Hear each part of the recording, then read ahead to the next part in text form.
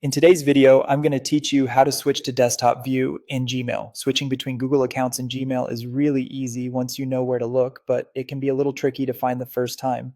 I'll walk you through it step by step so you can move between inboxes quickly and confidently. Start by opening Gmail on your desktop. Move your mouse to the very top right corner of the Gmail inbox. You'll notice a row of small icons up there. The one we're interested in is the profile picture all the way to the far right. If you haven't added a photo, don't worry, this spot still appears as a circular icon, often with an initial.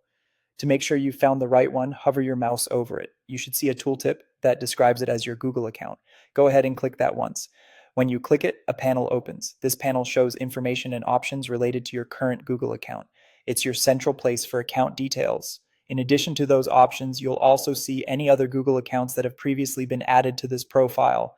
They'll be listed right in the same panel, each one clearly separated so you can tell them apart at a glance. To switch your Gmail over to another account that's already been added, simply click once on the profile for the account you want. That's it, no complicated menus or hidden settings. As soon as you click, your browser will open a new tab. In that new tab, Gmail automatically loads the inbox and settings for the account you selected.